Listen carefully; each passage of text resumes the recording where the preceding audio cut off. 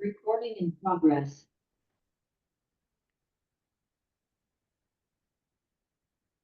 Okay, once again, people on Zoom, can you see the contingent for sale buyer's property? Yes. Yes. Okay, wonderful.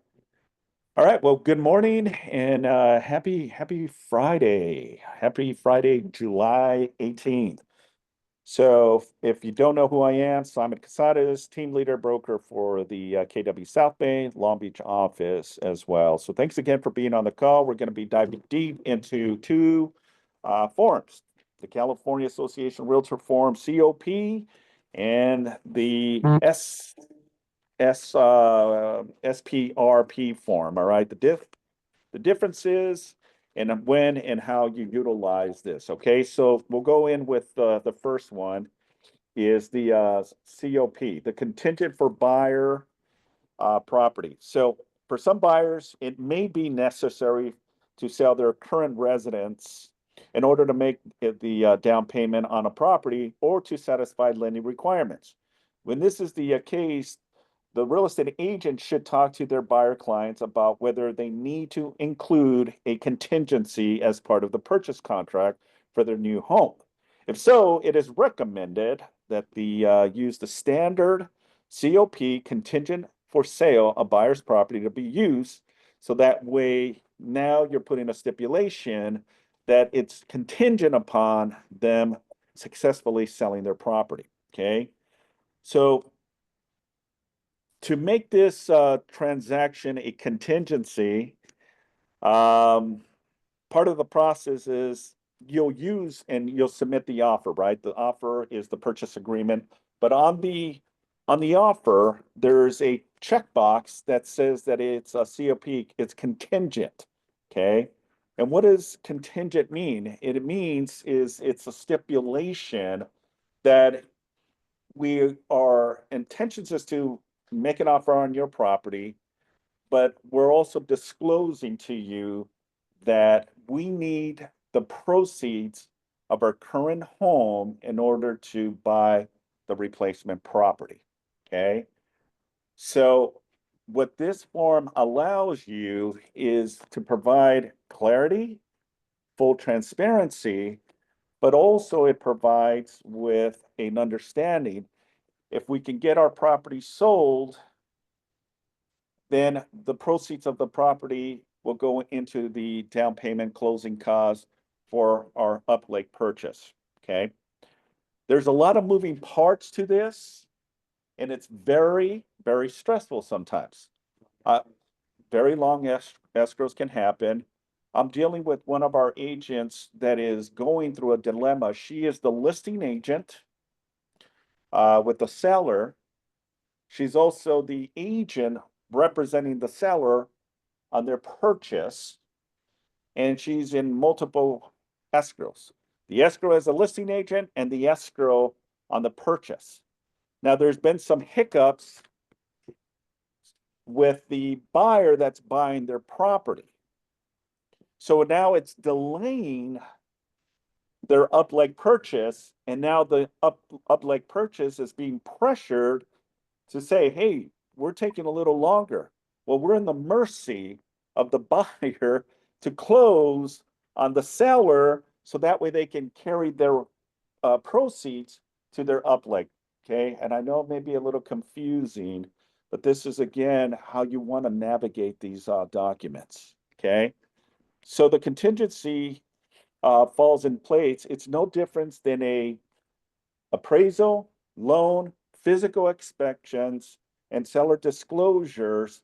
This is also a contingency that needs to be removed as part of the contingency removal process. And if the buyer cannot remove it due to the fact that they to get clarity from the buyer that they're going to be able to perform. So the safest way to do this, to be quite honest with you, is not to be in a multiple transaction. Instead, wait until the buyer ultimately releases any and all contingencies because that at least gives you a little bit of a safe haven process that one, the buyer is good to go. And if they fail to perform, well, there may be monetary damage because now they've released all contingencies. So meaning that there may be some recourse because now they're not going to be able to purchase their up-like home, right? The minute that you release the COP, you're letting the listing agent on their up leg say, hey, even if you fall apart on this deal, you're still going to be able to perform. And if you don't, then there may be monetary damage too as well, because you lifted this. So here's the best practice, in my opinion, and how you can navigate it. I know we're excited to have 2 deals and we want to have multiple transactions because think about it. You may get 4 commissions out of this. And what I mean by this is you may be representing the buyer as well as the seller, and you may be representing the seller on their purchase. And I've seen where you may even have a listing that the buyer slash seller may be purchasing, and that's where you can make 4 transactions. And I've seen agents ultimately do that. It's very far and rare, but it happens. Okay. Especially for newer agents, I would caution you tremendously. Do not get yourself in a pickle because it is very stressful. Because the minute something goes sideways, you may be jeopardizing your client's deposit. Okay. And you don't want to be in that rabbit hole, right? Where now you're questioning, did I do the right thing? Simon, Now, these forms, one second, these forms are there to protect one another, right? These forms are there to protect the buyer and to protect the seller from going sideways, and then we ultimately expose, the buyer's deposit. Question. hi, it's Susie. How are you, Simon? Hi, good. Hi, I wanted just to let you know on April I had this situation, and the best thing is when you have cash, when it's just, when this buyer, because I represented the seller and the buyer in one property here in Glendale, and the buyer had cash, so cash has no contingencies. So that's the best way. When there's a contingency, this is a problem. This is more difficult. And Sure, it was a absolutely. challenge. And then the other Yeah, one was just the purchase of a seller. The seller went and bought, and I found another property for him, and that was cash also. So cash is the best thing. 100%. Yeah. So those are the best, right? Because it eliminates the red tape from a traditional loan, right? When you have a loan, you have underwriter conditions, you have appraisal issues, you have so many different things that can happen. And make sure that if you're on Zoom to please mute yourself too as well. Hold on, let me go ahead and just do that. Okay. So let's go through the components of the COP so that way you have kind of a understanding in how it approaches, right? And this is pretty self-explanatory, but I know there's always a little bit of confusion when it comes to these documents. This is an addendum to the purchase agreement as defined here on the form, right? So the first is obviously the physical address, the subject property address, the buyer and the seller, and the property address, right? Now it goes into paragraph number 1. It talks about that, hey, Mr. Seller, this is a contingent offer that we're proposing, right? When you submit the offer, the RPA, right? And now you check off the COP, right? This form will populate, and now that will be attached to the offer. Now, when the listing agent receives this, right, the listing agent is going to say, okay, so the buyer is contingent that they have to sell their property in order to pull the proceeds, because maybe they want this property, but they don't have the down payment or closing costs, right? But they have substantial equity on their home, right? But they need to sell their home in order to pull all that. And this is where this form comes into play. So section 1A, B, and C says the following: buyer enters into contract for sale of a closing escrow on the buyer's property, meaning that it is contingent, of the buyer to fulfill their position and sell their home. One, entering into contract for sale of the property. So that's one of the stipulation. Hey, we're just letting you know, we haven't just yet put the property on the market. Section C goes only the close of escrow buyer's property, which is already in escrow, meaning listing agent and seller, we are already in escrow. So here's the information as verification that we're already 5 steps ahead of the game. We've already are in escrow. Now my clients are identifying a replacement property, and this is the replacement property that the buyer wants to submit an offer. Okay. So then we give full disclosure. And why do we do that, right? One, from a listing agent's perspective, right? These can be 50-50. Meaning if you have a what we call clean offer, meaning there is no contingency of a buyer to sell their property, you might as well go that direction, right? But if let's say this is the only offer you have, right? If this is the only offer, then you may just have to gamble with this and open escrow with the hopes that this buyer performs, sells their properties, wires the money to the second escrow, right? And ultimately successfully close the deal, right? But, right, and here's the but, if the deal doesn't close, then the buyer is not obligated to perform on their upleg. Why? Because they have a protection clause, which is the COP.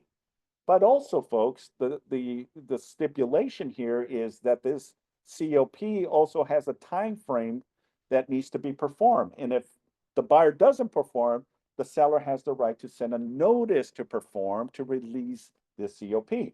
And if the buyer cannot release the COP, then ultimately the seller has the right to exercise their position to cancel escrow. Or the buyer can now release this as a condition and hopes that, you know, they're still going to be able to close on their sale of their house with the anticipation that they're going to be able to, you know, get the proceeds. Yes. So, and what say that the first, because you had you extended days that you use. Yeah, you're 3 steps ahead, and I'll explain how it works, okay? We're gonna get to that point because I know all of us probably have questions in how to navigate this. All right, so Section C, as I mentioned, talks about, you know, hey, we're already in escrow. Here's the escrow name of the company. Here's the escrow number, right? Part B just basically says, hey, we're gonna be entering, meaning we're still not in escrow, but we're going to be entering soon. We're just, you know, putting this, that is part of the stipulation, right? Now, when the receiving agent receives this, the listing agent, right, they're going to say, well, Mr. and Mrs. Seller, we have an offer. It's a great offer, but it is contingent that one, they have to sell their home. They're still not in escrow. So now it puts a lot of thoughts of how you're going to maneuver that conversation. I would talk to the buyer's agent and ask, well, what do you plan on listing the home, right? Because if the buyer, the buyer agent that submitted an offer is not properly evaluating what should be the value of putting the property on the market, you're going to have a property that's going to sit on the market for a very, very long time. And this is going to delay on closing on yours, right? So to be realistic, it is perfectly fine as a listing agent to ask these relevant questions, right? Obviously, it's always good when it's an escrow because obviously a buyer has made an offer and they accepted the offer. But if it's not an escrow, then you want to question, hey, what do you plan on listing the property? 2, provide me with the address. Perfectly fine, perfectly legal to do so because you can run some numbers too. And if you run your numbers and you say, well, I think this home is worth about $850, and the buyer's agent slash listing agent is putting it for $1 million, you know that that property is probably going to sit for days, weeks, and months. It's not realistic. That way, now you can approach to those sellers and says, look, I don't think this listing agent slash buyer is properly putting the value on this. I don't think this is something that we're going to be able to close quickly. Does that make sense? So therefore, how would you like me to proceed with this, right? Well, ask them if they, you know, can put it at the value that you think is appropriate, right? And you can send comparables to to the agent and says, look, based on my analysis, I think you need to be closer to here. Otherwise, if we're not, we're going to be spinning our wheels. Now, it also dictates in how the purchase agreement looks like, right? Because on the purchase agreement, the buyer's agent might have put a 60-day stipulation of COE, close of escrow, right? And if the seller is okay with it, then that means the buyer has 60 days to ultimately close on their new purchase, right? But it's still, we still got to figure out the contingencies in between, and that's where all of the negotiating comes into play. Okay.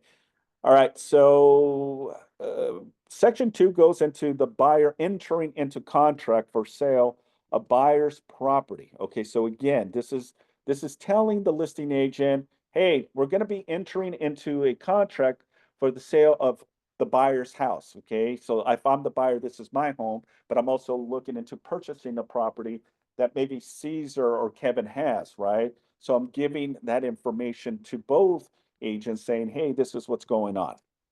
Now it says that either 1A or 1B applies. So 2A says the following: buyer shall have 17 days after acceptance to enter into contract for the sale of buyer's property. What does that mean? It means that, and it's telling the listing agent, hey, if you accept our offer, right, we have to put our home into escrow within that 17-day period. Doesn't say close. It just says that we enter into contract, right? Meaning we go into escrow. Okay. Now, 17 is the default. You can modify that and say you can put 25 days if you want. You can put 30 days if you want. You can put 5 days or 4 days as you want. That's where you have the blank to tell the listing agent that the buyer has X amount of time to, after acceptance, meaning once we accept your offer, right, to enter into contract for the buyer's replacement property, meaning that they have to be in escrow on their sale of their home. Does that make sense? Okay. All right, section number 2 or B, by the earlier of 1, the time specified in 2A, okay, so if it's 17 days or if it's greater or less, within 2 days after buyer enters into contract for the sale of the buyer's property, okay, so 2 days after they are in escrow on the buyer's, on the buyer's house, buyers shall deliver escrow evidence to the seller and escrow holder. Okay, so for example, okay, we'll leave it at 17 days. We accept the terms of this offer because this is maybe the only offer we have. So we accept. Today is considered 0 days of a 17-day period. Okay, 17 days comes, right? Now they have to either release this contingency or ask for an extension to release this if they need more time.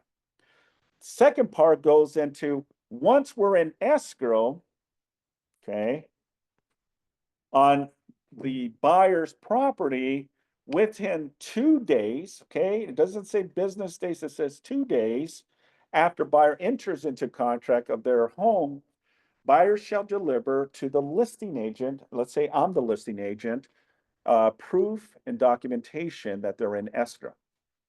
That can be who the escrow company is, who the escrow officer is, and even relevant information such as the phone number or emails, so we can now inquire as well. Just for face value, right? I want to be proactive, and part of the agreement is, look, we're going to accept your offer, but we want full transparency here that you're providing us with the information that we need in order for us to satisfy and continue with the process. Because the minute that you don't perform breach of this agreement, then we have recourses not to continue, right? Because now you're in breach of what the contract says. Section 3 goes into listing and MLS status of the buyer. Okay, so let's just say that you have a listing, an offer comes in, it is a COP, but now section 3 goes and says the following: buyer has signed a listing agreement for buyer's property within 3 days after acceptance, sign a listing with, and that's the real estate company, right? It can be ABC Realty, or property will not be submitted on the MLS or the geographical area where the buyer's property is located. So number 3 section basically identifies that it is going to be listed or is listed on the MLS, and within 3 days after our acceptance, you know, they will sign. This is again spontaneous. Let's just say you happen to host an open house, a buyer comes in, I introduce myself, and I like the property.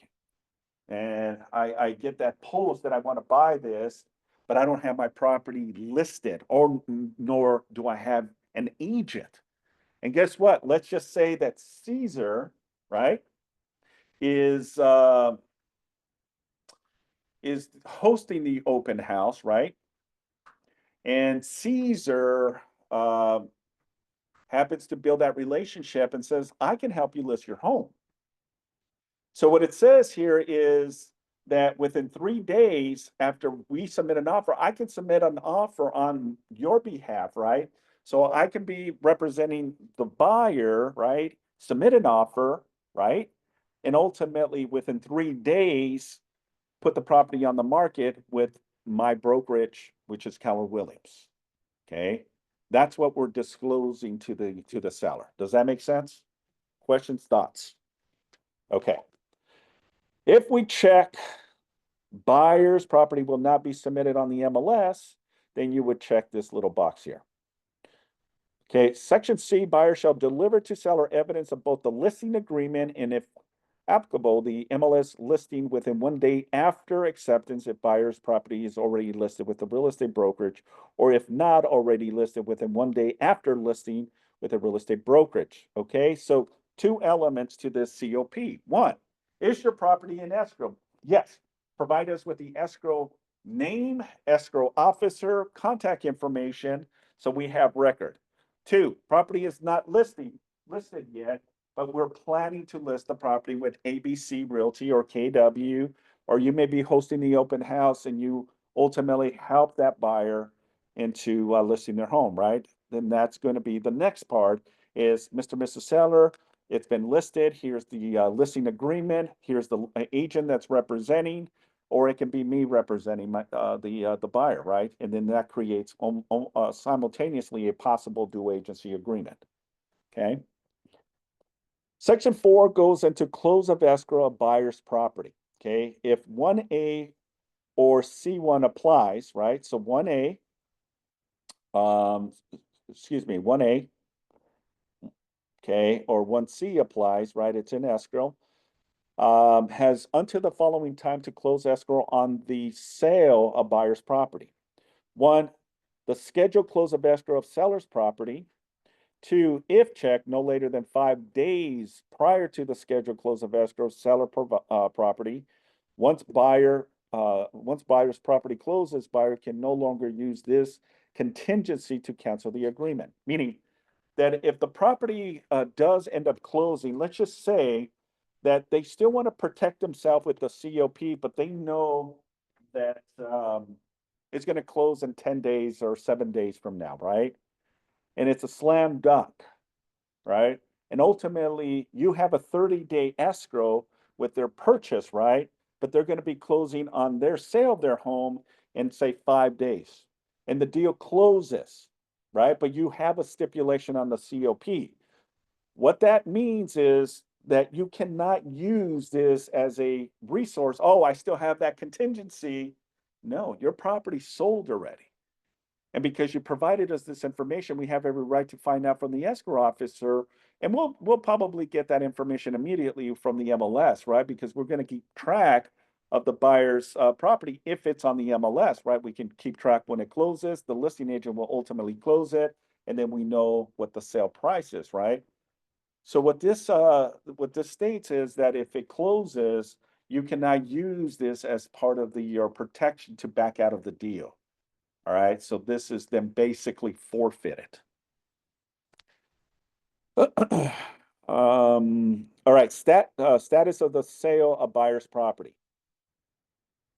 Buyer agrees to keep seller informed about the status of the transaction for the sale of buyer's property, including any changes, modifications, addendums, or amendments to the terms of the accepted offer, or delays to or removal of contingency. Hey, if I'm the buyer's agent and I'm representing them also on the listing aspect of selling their home, or an agent is, we need to be informed.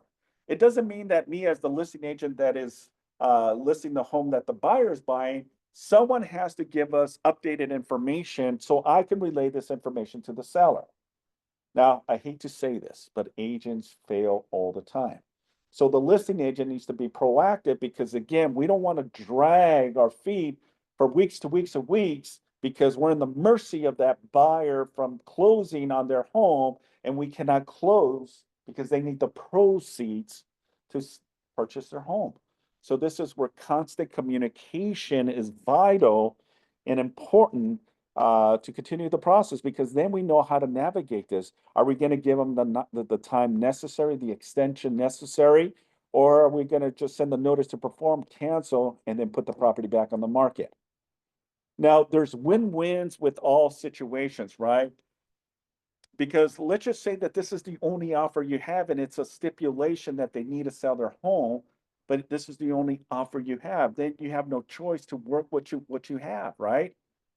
But if you have options, like I believe Susie was saying, was if I have a cash buyer, then by all means, I'm going to try to talk to the sellers and say, look, pros and cons, no guarantee on this buyer that is contingent on them selling their property, whereas a cash buyer we can close in 15, 20 days and eliminate a lot of the red tape, right? So which one would weigh out? Well, it all bases on to price, terms, and conditions, right?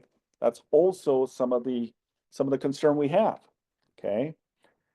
So statute of buyer's property, buyer agrees to keep. Okay, we talked about that. Within 2 days after seller written request, but no late earlier than the applicable time to remove the contingency in the contract for sale buyer's property, buyer shall deliver to seller evidence of the removal of those identified contingencies, right? So again, we need to know exactly where the buyer's property stands.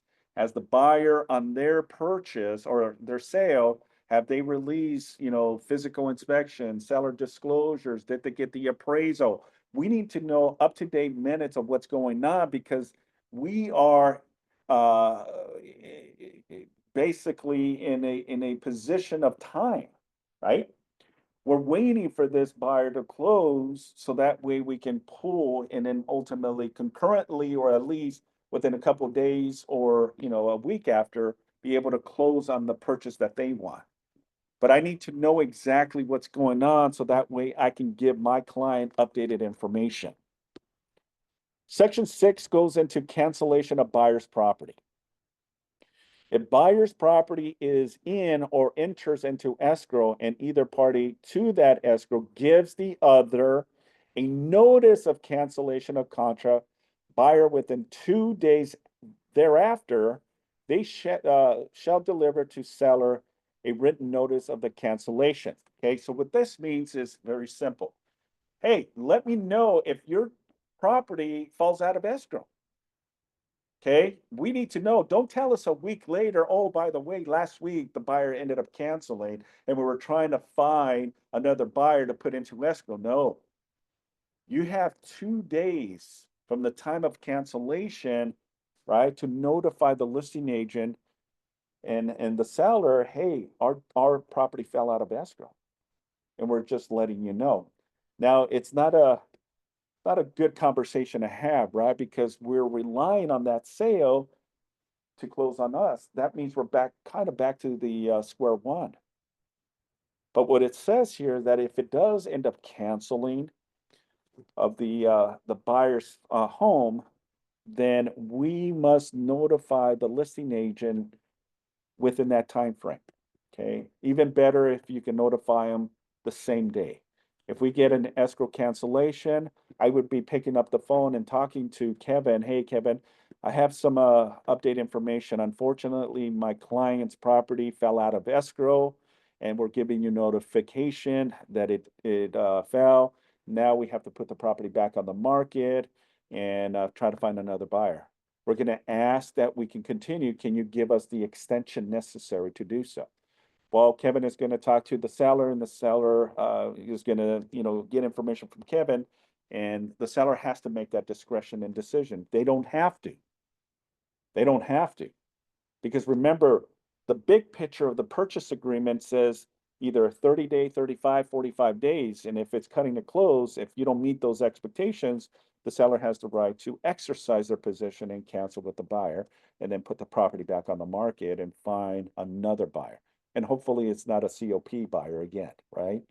Just saying. Section 7 goes into backup offers and seller's right to require buyer to remove contingency or cancel. So section 7A and 7B and 7C says the following on a backup offer. After acceptance, sellers shall have the right to continue to offer seller's property for sale for backup offers, okay? The parties acknowledge that the broker shall not violate MLS rules requiring accurate property status reporting. So what this means is we're just letting you know, if you submit an offer to me and you submit an offer with the COP contingent upon, well, the seller has every right to still receive backup offers. And we're just disclosing that because if you don't perform, we need to immediately find a replacement, and we may have backup offer 1, 2, or 3 ready to move into escrow. So the buyer and the buyer agent cannot say, no, no, no, you cannot do that. No, yes, we can. That's part of the agreement. Section B goes into removal of buyer's contingency and proof of funds. Okay, unless paragraph 7C3 is selected, okay, and that goes into another topic, is selected if seller accepts a written backup offer and provides buyer a copy of the signed accepted backup offer within the time specified in paragraph 7C1, or 2, seller shall have the right to give written notice to the buyer in writing to remove the contingency or remove the loan contingency, if any, and provide verification of sufficient funds to close escrow without the sale of property. Seller may use the bottom of page 2 of this form to comply with the written notice requirement of this paragraph, and buyer fails to complete these actions within 2 days. So basically what this paragraph talks about is the removal of buyer's contingency, right? And it says that, if we're going through the motions of it and we do have a backup offer, right?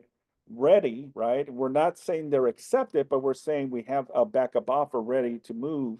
Then we have that right to accelerate the position of the current buyer to release that as a contingency or prove to us that they don't need to sell their home in order to qualify. Meaning they may say, look, I have a very good income. I don't want to have 2 mortgages, but I can qualify to still purchase your property without selling my property. We'll close on this because I'm going to release the COP. And then once I close on this, then I'll take my time on selling my home because I only wanted that protection. But because you have a backup now, you're kind of forcing me in the corner and saying that if I don't release the COP, then you may be able to push the new buyer to go into escrow that may be non-contingent. So the buyer then has the option to say, look, I can go ahead and release it. I don't necessarily need to. I wanted that as protection, but I make enough income where I can sustain 2 mortgages while I buy this property and then eventually sell my home. And then you'll release that, and that way the process continues. Then the listing agent cannot force the pressure for the backup offer to go into escrow. Does that make sense? Any questions, thoughts, or concerns? All right, section C talks about time to give notice to remove contingency. Yes, Christine. Hey, Simon. So, I have a lot of experience with this form on both sides Yeah. of it. But I was going to say that part you just went over, is so missed by a lot of agents. That 7C is like so crucial to have a understanding of that, depending on what side you're at. So, if you're on the buyer side and you don't check that and the boxes aren't checked and it's just defaults to 1, they can take it in any second away from you. Like right then, you have notice to perform, that's it. So on the other side, of course, you would want that. But as a buyer, you need to be paying attention really to this section here very strongly about the dates. 100%. Thank you, Christine, for sharing. Yeah. So section 7C talks about time to give notice to remove contingency. Seller shall have the right to invoke the notice provision in paragraph 7B, and then it has 1, 2, and 3. Whereas some of the seller's special rights in the COP, importantly, paragraph 7 allows the seller to continue offering the property for sale for backup offers. Paragraph 7B, unless paragraph 7C3 is selected, and if seller accepts the backup offer and provides the buyer with a copy of the accordance to the time specified, then the seller has the right to provide a rent notice to the buyer. Remove the COP contingency, remove the loan contingency, okay? So depending on this, and remember, all of this is all negotiable. Now, as a buyer agent submitting this offer and COP, what am I going to do? I'm going to protect my buyer, right? I'm going to put as many things that I could to protect from this happening, but also think it from a listing agent's perspective.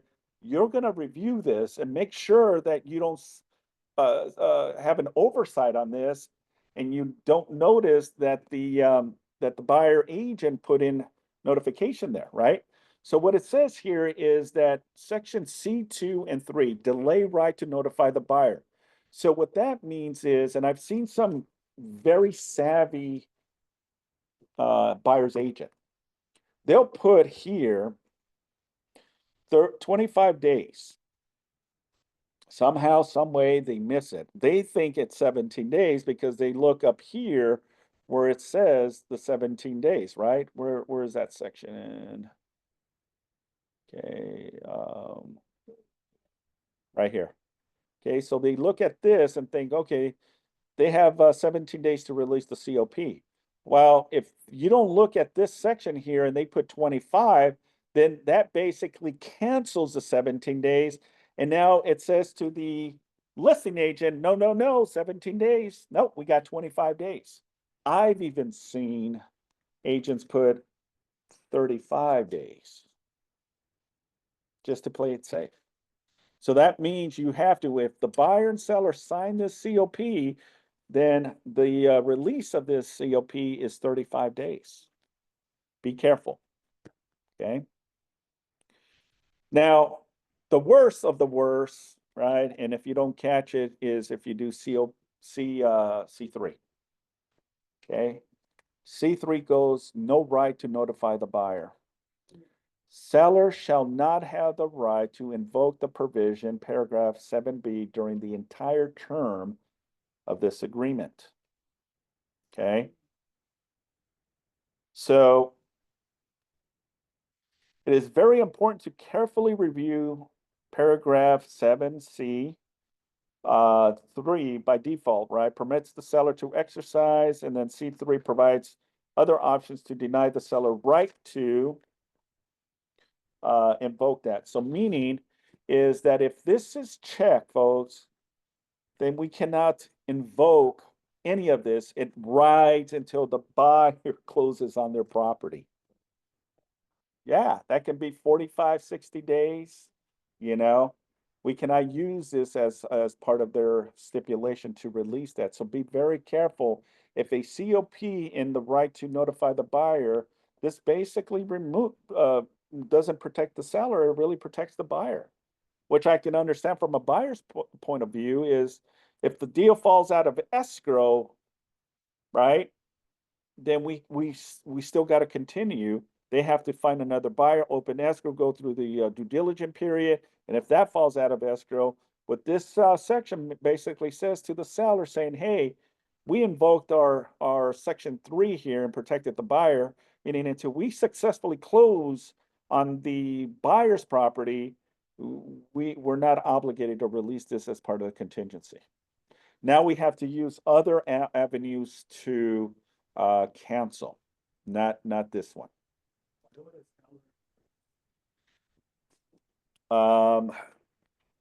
Why would a seller ever accept it? Because maybe this is the only offer they have. And, you know, they're taking a gamble that it is going to close. But again, it's a two-way street here, right? There's specific protection to the buyer, specific protection to the seller. As a listing agent, I would not accept this. I would counter this out and say, you know, section C3 of the COP to be deleted from this agreement, meaning we're canceling that. That's not what we agreed to. Because if this goes sideways, we don't want to drag our feet, right? And wait, because the buyer has to close on their property. So we have to be very careful in how we navigate that. Simon, Okay. can I jump in for a moment? Yes, sir, please do. Yes, on especially this section of 7C, when one is a listing agent, I think almost the key word when you're the listing agent receiving a contingent offer, I think probably the number one word is homework. That you as a listing agent need to make sure you do your homework on the buyer as well as the buyer's buyer.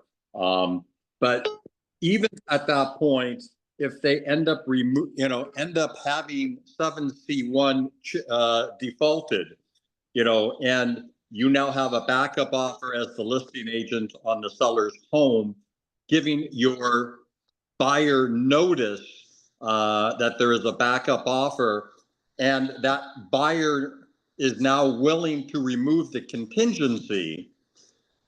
It's more than just the buyer removing the contingency. You need to be able to know that that buyer still has the ability to perform. Okay. That's right. And so, because ultimately, yes, if that buyer removes their sale contingency of their home, and then something goes belly up on the sale of their home where they cannot now perform completing the purchase, yes, that buyer may be subject to loss of the deposit. But we as listing agents aren't in the business of only just collecting deposits for our seller. Our job is to get the house sold. So we need to be able to make sure, if in the event that buyer is removing that sale contingency, that are they still in a position of being able to close within the time frame set forth in the contract, if in the event of worst case scenario. And so that's where talking to, again, your buyer's lender to be able to get validation. Okay, again, doing your homework for your seller as the listing agent. And I think that really is probably the watchword, from jump. Absolutely. Yes, absolutely. Steve, thank you. Thank you for putting some clarity around that. Absolutely. Remember, there's a lot of other language on the purchase agreement, right? If they put a 30-day escrow, right, even though they have a COP in place, you have the right to exercise that position, because we're not going to drag. We have a timeline too, right? And that timeline is you put 30 days of escrow, 45 days of escrow. And if that's the case, and they still impede this right under section C3, that means they're not releasing the contingency and selling their property, but we still have other ways to cancel escrow. Okay. It's just a protection for them, because obviously they need the proceeds again to be able to purchase this property, right? So that's kind of the clarity. Kevin, you had a question? Yes.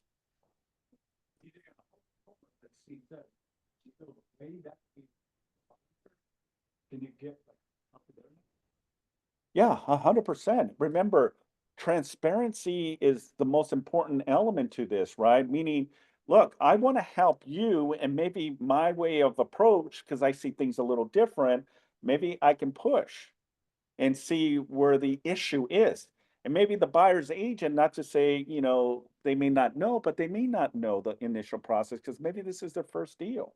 Maybe it's a new agent. So, yes, a seasoned, experienced agent like yourself, Kevin, like a Steve Gottlieb, or myself would probably know, or Christine on this call, may be able to know kind of a workaround and have that conversation where it makes sense, where now I can see there's some light on the other side of that tunnel, right?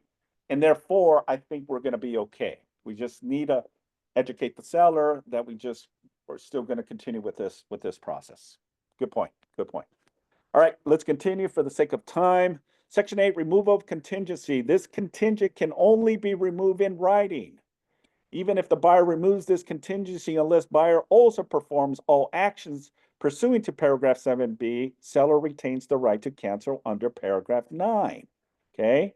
And then it goes into what is the seller's right to cancel, right? Seller may cancel this agreement within, within the appropriate timelines, but in writing as follow, right? And that goes into all categories A, B, C, D, E, F, and G.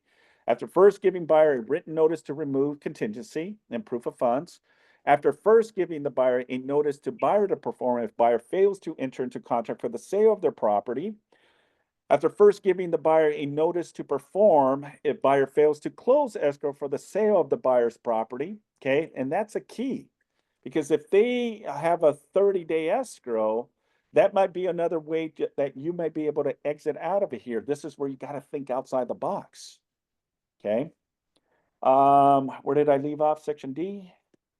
D, after first giving buyer a notice to buyer to perform, if buyer fails to deliver escrow evidence within the time. So here are categories that the seller and the listing agent can invoke a cancellation if they do not perform, okay? Section E goes after notice to buyer to perform if buyer fails to deliver evidence of the listing agreement, as we've talked, right? The listing agreement and escrow documentation.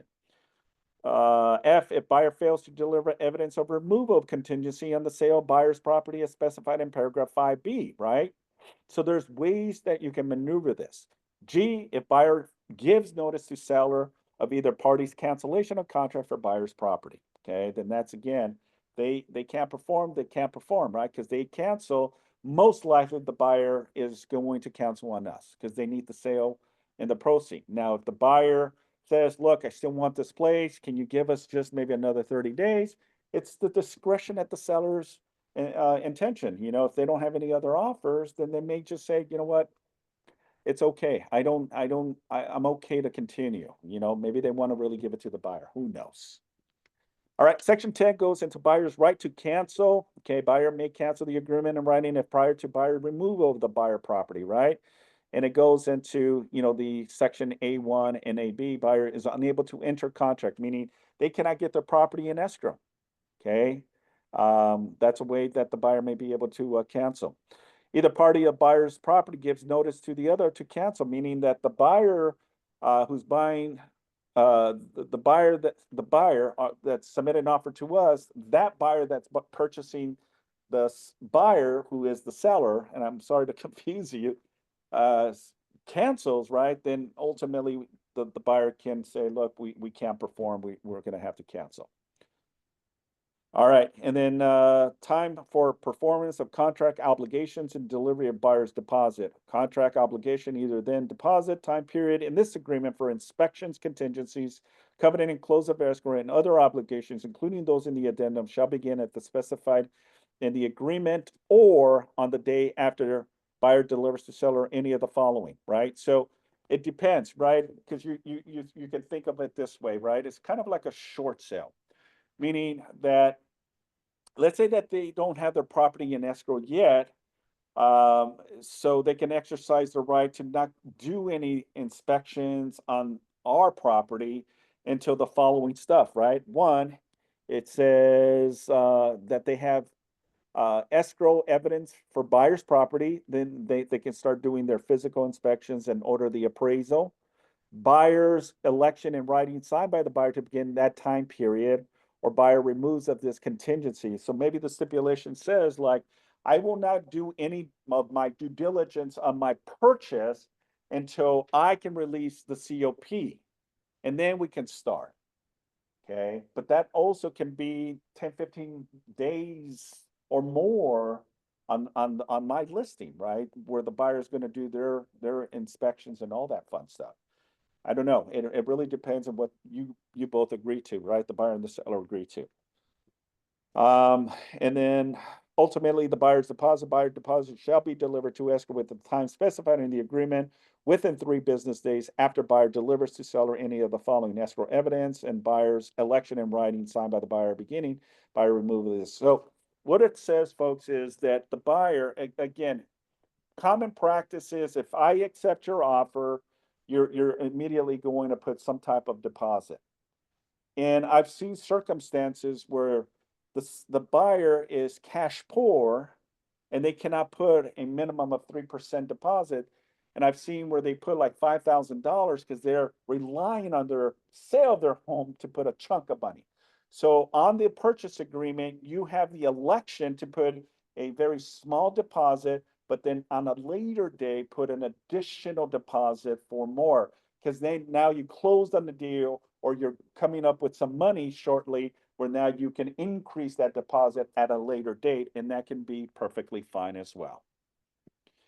And that basically get the buyers and sellers to sign notice to remove buyer contingency and proof of funds. Seller hereby gives notice to the buyer. Remove of the sale of the buyer property contingency, remove the loan. So it just kind of confirms that. Any questions on the COP? All right, so question, Kevin? Yeah. No, C2. C2. If you're buying contingency period,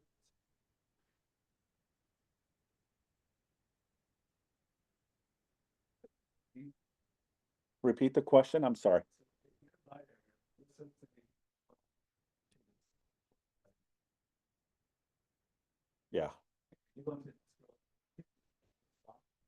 should you make sure you clear that 25? absolutely, yeah, that's right. Yeah, absolutely. All right, someone had a question, let's see. So Robert, in a future class, can you share what you've learned while earning USC ADR certs? The program looks interesting. I'm not sure if I understand that question. Robert, maybe you can elaborate a little bit more if you explain it. I'm not sure what the question is. Yeah, hi, Robert. Or hi, Simon. It's Robert. I Yes. was looking at your LinkedIn page the other day, and I saw that you're pursuing the ADR certificate. Oh, yes. That Yeah, one. yeah. And so it Got looked it. interesting. So I was wondering that maybe in the future, after you've earned the certificate or you're well Yes. through it, you can share some of that knowledge that you've. Absolutely. Reach out to me after and we can discuss a little bit more. Okay. Thank you, Robert. All right, quickly, folks. I know we're and if you have to go, I understand. I might go a little over my time, but let's dive into the seller's purchase of replacement property form in the contingency. So no difference than the COP is the seller's purchase of replacement property. So basically what this is, and this is kind of in a nutshell, right? This form is used when you're the listing agent, right? You're the listing agent, and they're going to give you the opportunity to sell their home. But the stipulation here is that I need to find a home that I want to buy. And once I identify that property that I want to buy, I either have to close concurrently, then I'm willing to sell my property, or, sell concurrently. Okay.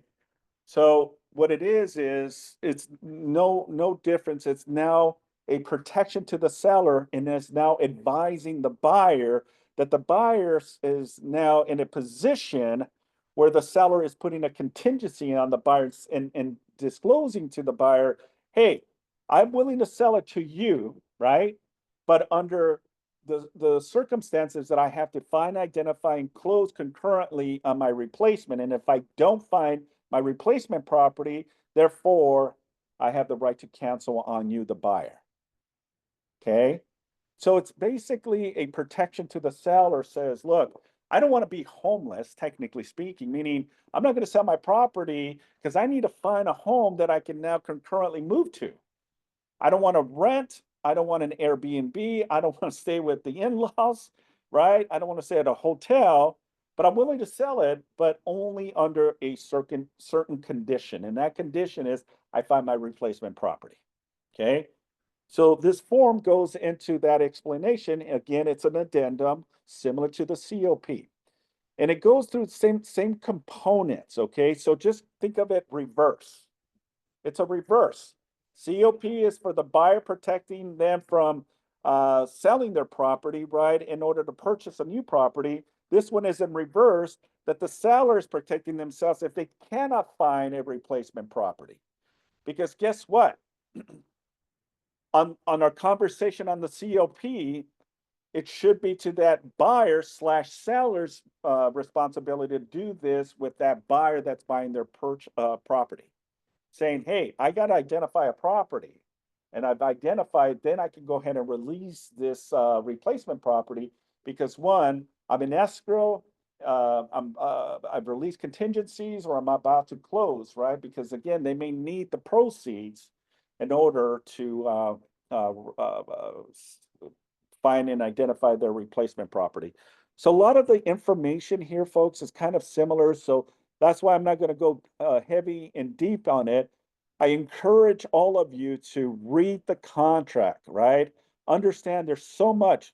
You know, one of the best things, and I hate to say this, is YouTube has a lot of information regarding all of these forms. You want to make sure that you're using the most current revision form, which this one is June of 2024.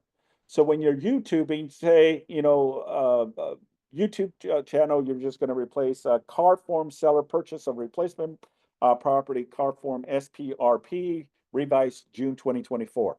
And there's a lot of illustrations and breakdowns similar to what we have here every Fridays to dissect and really give you just a good understanding on how all this works. So one goes into finding a replacement property. This is an agreement and contingent on the seller entering into contract to acquire a replacement property. 17 days is the amount of time, but it also has where you can modify that here, either less or more. Okay. Section B goes into seller has entered into contract and acquire replacement property, and finding a replacement property contingent is removed. Escrow holder, then you're going to put this information here. So you're just disclosing now to the buyer your position. Hey, full transparency, Mr. and Mrs. Buyer. We've already identified a property, but full protection because that deal may fall apart. The seller might not want to perform and we are delayed. Then that doesn't obligate me to close on us, meaning me as the seller and the buyer, right? Then we have the right to exercise. And the buyer has no recourse because we provided this form to the buyer who's buying our property. Make sense?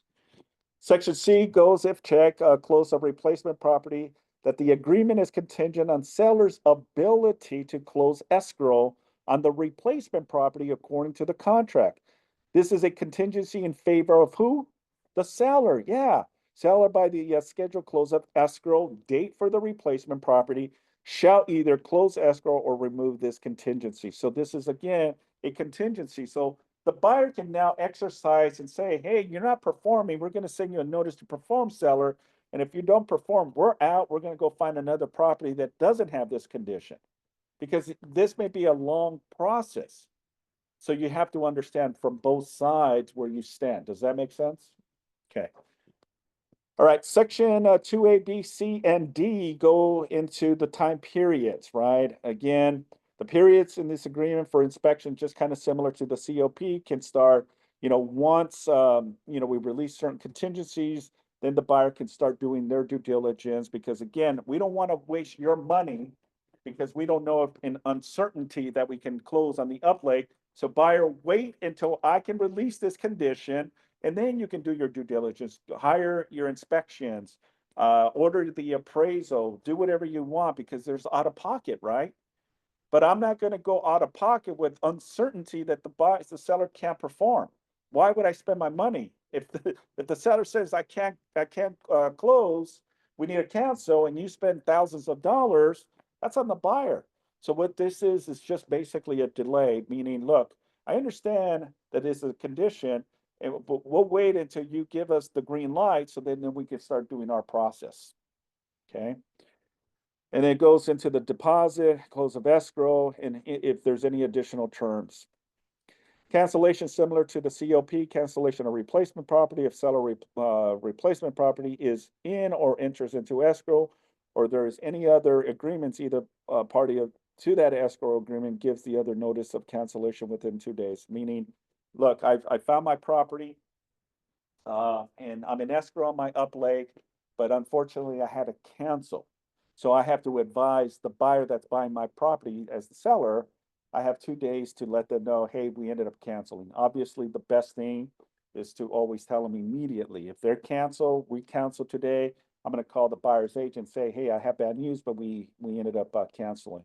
So that puts the buyer in alert, either to continue to stay in escrow while I find another property to open escrow, or the buyer has the right to cancel and go find another property too as well.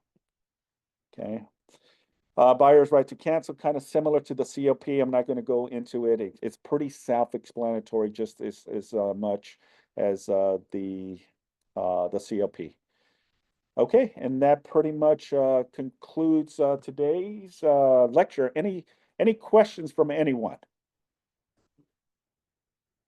Anyone on Zoom? Again, the only thing I would say, especially being a seasoned agent out there, is whenever you as the agent, whether you're the listing agent or buyer's agent, now end up receiving a contingency, homework needs to be the watchword of the day. Referring to then, if you're now the buyer's agent and the seller is now saying it's contingent on the sale of my home in order for me to find an upleg, homework is, what are you looking for? Okay, what price range? You know, and if all of a sudden then the listing agent of the home that you represent the buyer on is now saying, yeah, my seller now wants to find a condo beachfront on the Esplanade, and they only want to spend, a $500,000. It's like, oh, that's unrealistic. Okay. That will never happen. And so, but if they say they're looking for up to $2 million, that becomes realistic, so what they need to, what the requests are have to match reality. And you need to then advise your client then based on how realistic or unrealistic of what the chances of successful closing would be based on the assessment of those risks. Well said, Steve. Thank you. Yeah, absolutely. Remember, there's always risk and pros and cons when it comes to the replacement property or the COP, right? Educate yourself, understand the elements.